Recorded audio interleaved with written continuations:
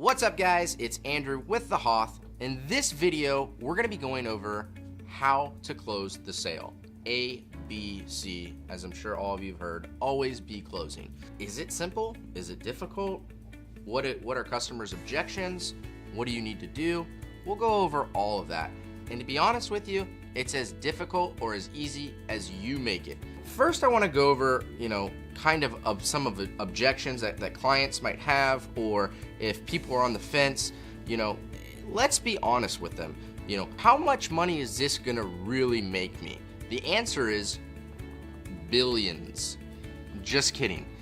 It's what they put into it, right? If they are a roofing company and a job cost them $10,000, or a job nets them $10,000, well, if we're spending $1,000, $2,000 a month for 6 months, a year, that's not a very hard ROI, return on investment, to make that $10,000 back. 2, 3, 4 jobs, you're already doing great. And if you're on the third page of Google and you've gone up to the first page, you're gonna get a lot more jobs. Not only are you gonna get more jobs, but you're gonna be able to invest more back into your business. Now we can take budgets from $1,000 to $2,000. Now we can move the fleet from 3 trucks to 4 trucks. Now instead of having 10 employees, we can grow to 15 or 20, whatever it is. But explaining this to your client is gonna be the most important part of the objection stage. Here's another one that we often come across.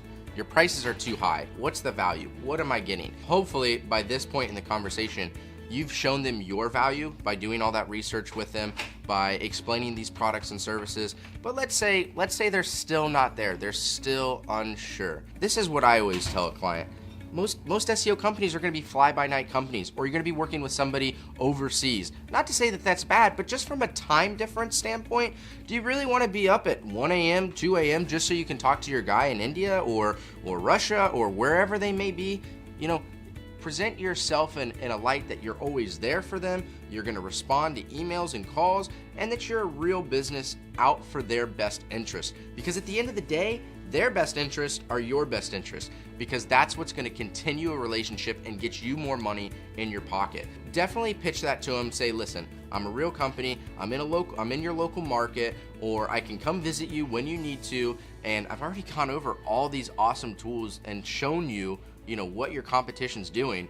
So, the proof is now gonna be in the pudding, and the pudding is you buying that product. And this is another thing that you can tell a client, that says, oh, well, I've only got $100 a month to spend on SEO. Just be honest with them. Say, you know what, that's fine. I wouldn't want to take that $100 from you anyways, because it's not going to provide you value. You'd be better off taking that $100 and taking a best potential client out to dinner and meeting with them one-on-one.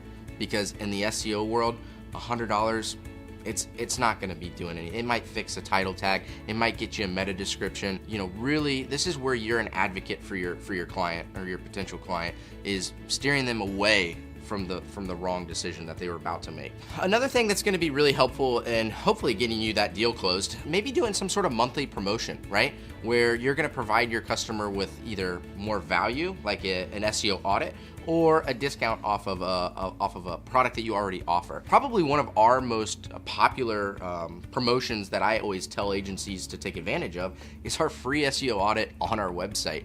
This is something that if you're struggling to capture a client, you can say, hey, listen, what I'm gonna do for you is I'm actually gonna run a $100 audit on your website. This is, like I said, it typically costs $100. And then you guys can just run over to our site, go to that tools tab, hit an SEO audit, print it off. It's a nice PDF that you can then actually send over to the client, and it's gonna make you look like you know what's up, and it's just good faith, and hopefully help you get that sale.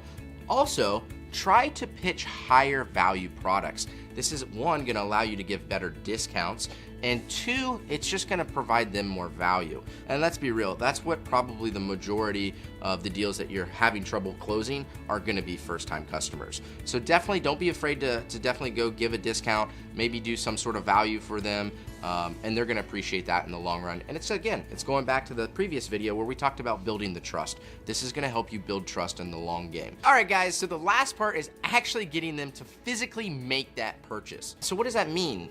Maybe it's a contract, maybe it's a phone close. You know, like our website, you know, we actually don't have any contracts. We make it super simple to where I can be on the phone with you and I can say, all right, let's go to the order form. Let me show you the process. Here's my screen. This is where you go. All you have to do is hit order now, fill out the order form, and you're good to go. We'll get all the deliverables done for you, and in 3 to 4 weeks, you're gonna have an awesome report.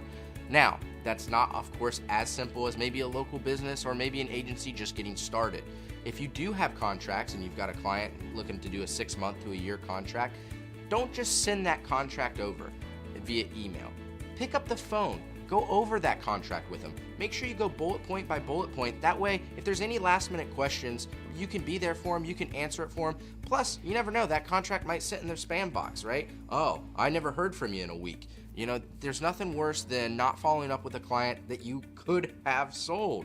So make sure that you get on the phone with them at least to make sure that you guys are both on the same page. If there's any last minute adjustments that need to be made, you can do that. If you're a local business and you think that it's going to be important for you to visit the client in person to establish that relationship, go ahead and do that. Visit the client, invite the client into your offices as well. Just remember that it's going to take a little bit more time out of your day versus picking up the phone call and going over that, you know, over the phone. But again, for local businesses, it can be very important to establish that relationship. So again, just at the end of the day, it's all about being there for your client, making sure that they understand the process, and don't be afraid to ask for that credit card as well, because it's just gonna, you know, make things a little bit easier on their part. Maybe they're just afraid to hand that credit card out once they get it. So just go ahead and ask for it and say, let's start this journey together. You guys have been great. Hit that like button, hit that subscribe button, and I'll see you on the next one.